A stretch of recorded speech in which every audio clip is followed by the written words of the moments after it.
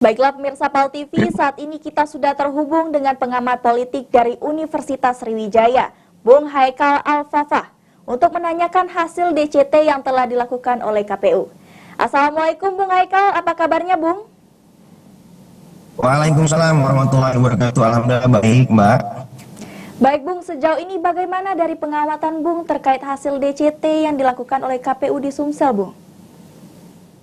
Ya, artinya KPU sudah menetapkan 1080 DCT. Tahapan-tahapan dari DPS, DCS sampai dengan DCT sudah dilangsungkan oleh KPU ya.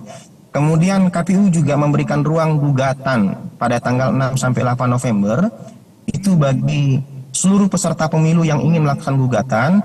Akan ada 12 hari kerja untuk meninjau ulang atau katakanlah memberikan ruang bagi gugatan-gugatan tersebut. Itu yang saya kira penting. Misalnya apa yang digugat oleh kandidat atau calon legislatif atau partai politik, misal soal nomor urut yang tadinya nomor 1 misalnya berubah jadi nomor 8, misal dari dapil A ke dapil B. Jadi gugatan itu tetap ada walaupun sudah ada DCT. Itu. Baik Bung.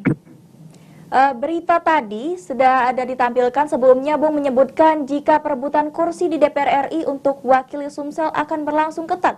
Kalau boleh tahu apa yang melatar belakangi permasalahan tersebut dan kira-kira bisa disebutkan daerah mana saja yang Bung lihat bakal ketat persaingannya, Bung? Jadi begini, kan terutama di level DPR RI ya, dapil 1 khususnya, karena kalau kita melihat incumbent itu kalau di Nasdem itu ada Fauzi Amro, kemudian lagi ada nama anak gubernur ya, Nasir di Nasdem itu akan berebut di kursi yang sama.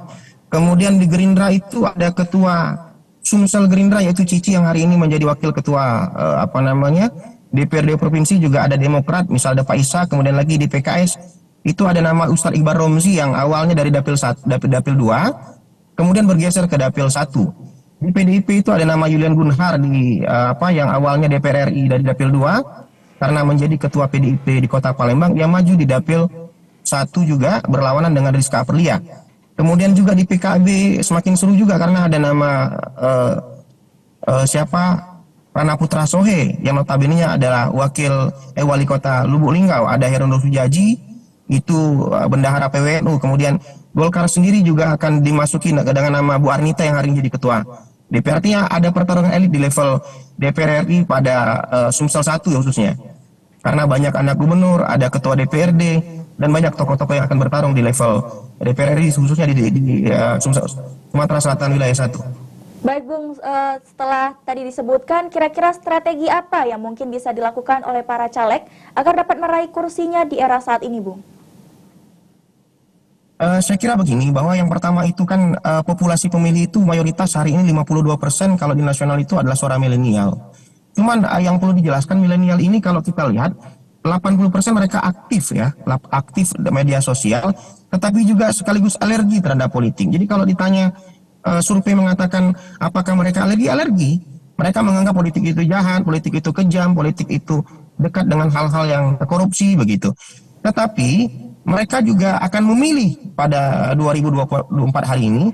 Bagaimana caranya? Yang pertama, sekalipun misalnya pemula ini atau pemilih milenial dan Gen Z ini merupakan pemilih yang mayoritas, mereka rasional kritis, tapi juga mereka menekankan pada aspek-aspek psikologis, aspek-aspek emosional yang paling utama. Jadi ke depan paling tidak mereka yang sering turun, mereka yang bisa diajak selfie, mereka yang bisa diskusi tentu akan meraup suara di kantong-kantong pemilih, terutama di suara milenial. Baik Bung, kalau dilihat dari komposisi caleg yang ditetapkan oleh KPU tadi, apakah ada peluang mungkin caleg-caleg muda bisa duduk di kursi DPR, baik itu dari kota, kabupaten, provinsi maupun RI yang mewakili Sumsel nantinya, Bung?